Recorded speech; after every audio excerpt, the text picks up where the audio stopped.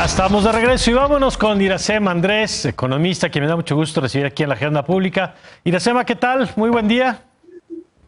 Mario, buenos días, ¿cómo estás? Muy bien, con mucho interés en que platiquemos de una empresa que si a mí me hubieran dicho que en la agenda íbamos a platicar de una inmobiliaria china, yo habría dicho como, ¿por qué? ¿No? ¿Desde cuándo nos importan las inmobiliarias chinas? Hasta que entiendes el tamaño de lo que significa esta empresa y por qué tiene a buena parte de las y los economistas pendientes de lo que ocurra con sus pagos en estos días. Cuéntanos, por favor, de qué se trata. Sí, pues sí, nos agarró de sorpresa toda la situación de Evergrande o Evergrande. Ajá. Esta es efectivamente una empresa inmobiliaria china, tiene pues su origen en China y es una empresa que creció gracias a los apoyos del partido de gobierno, ¿no? En su momento, hace 20 años, 25 años, recibió mucho apoyo del gobierno y eso le permitió crecer de esta manera. Sin embargo, pues ahora se encuentra en serios problemas porque no encuentra la manera de pagar su deuda.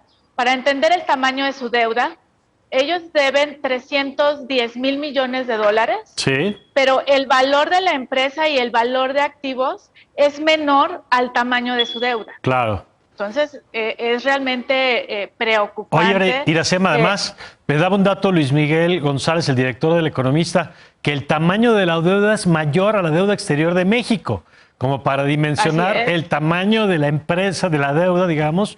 Y la pregunta es, ¿a quién le debe y por qué deja de ser un problema estrictamente de una compañía, donde la pregunta es si pagas o no pagas, para convertirse en un tema de interés público? Bueno, mira, primero les voy a comentar una máxima que dijo un economista, el economista Keynes, el inglés, Sí. en aquellos años donde él estudiaba este comportamiento de los mercados financieros, precisamente él decía, si yo le debo $50 al banco, yo estoy en problemas, pues porque yo soy el que le tiene que pagar. Pero si yo le debo $1,000,000 al banco, el banco es el que está en problemas. Claro. Porque aun cuando me metan a la cárcel no le voy a pagar, ¿no? Y además el banco pues tiene otros compromisos. En este caso, esta empresa Evergrande pues le debe a HSBC, a BlackRock. BlackRock es el mayor administrador de activos en fondos de inversión. Y a otros bancos, ¿no? Ya sean chinos e internacionales. Entonces aquí cuando la empresa el mes pasado anuncia que va a tener problemas para pagar su deuda, simplemente para pagar intereses, pues entonces todos los bancos empiezan a temblar, porque estamos hablando de que el simple pago de intereses asciende a 83 mil millones de dólares. Eso fue el primer pago que incumplió el jueves pasado. Oye, que entiendo está corriendo el plazo, porque tiene creo que 30 días de gracia, ¿no? Antes de que ya se declare como que oficialmente está en incumplimiento.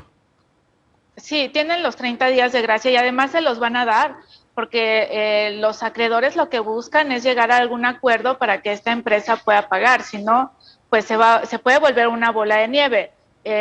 La deuda de esta empresa representa el 2% del PIB de China, pero si esta empresa no paga, va a venir un efecto de desconfianza en cadena, primero en el sector inmobiliario de China, y de ahí se va a traducir hacia otros activos del mercado accionario o del mercado de bonos, pero hacia el resto del mundo. Ese es el problema. Ahora el gobierno de China ya dijo que él no está dispuesto a rescatar la empresa.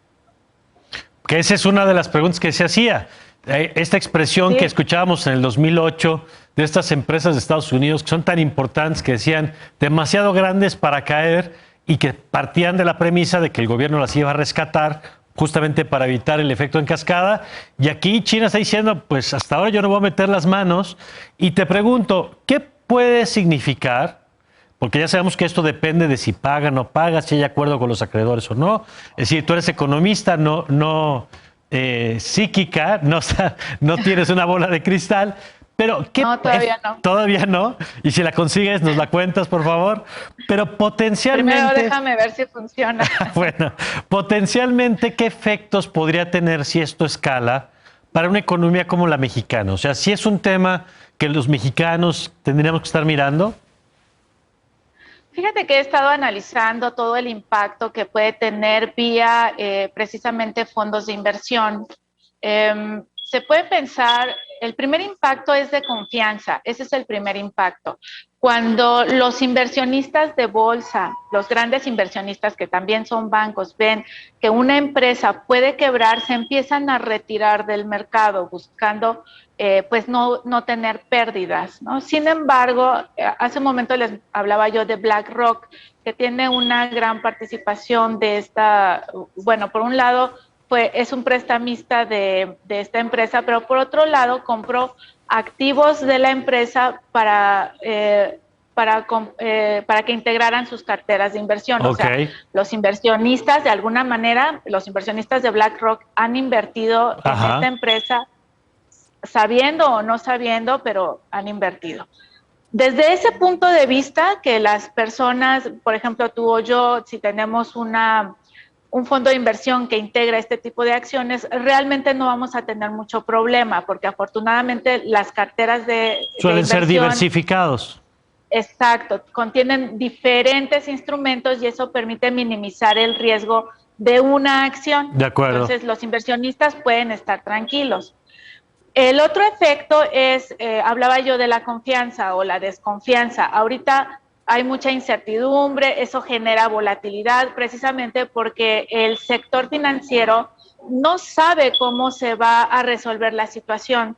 Y cuando empieza a haber volatilidad, que es que los grandes bancos empiezan a mover sus capitales, empiezan a salir del mercado bursátil, en este caso sería, y empiezan a buscar activos refugio, que puede ser el oro u otros metales, incluso materias primas que se ven atractivas de crecimiento. Vía esta volatilidad, por supuesto, nos pega a través de tipo de cambio. Y esto ya lo vimos la semana pasada. Tipo de cambio que había estado operando por debajo de 19.90, sí, cercanos a 19.80, la semana pasada regresó a 20.20. Okay. El viernes cerró 20.05. Entonces, ahí estamos viendo presión externa, pero por un efecto de incertidumbre.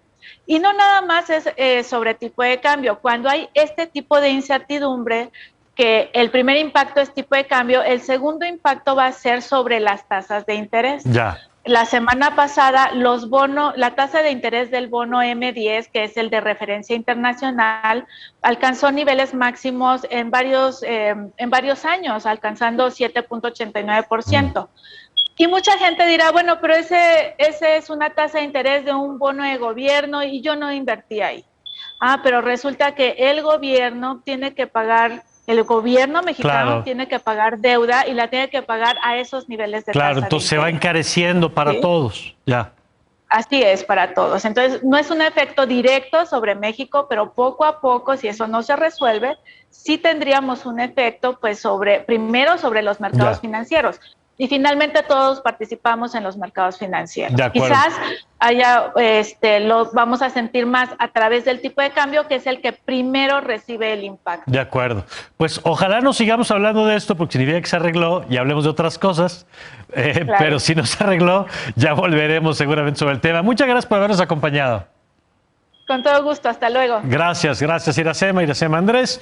Nosotros vamos un corte y ya lo sabe, vamos a regresar con Marta Lamas, con Mauricio Merino, aquí en la Agenda Pública, en su espacio, como todos los domingos.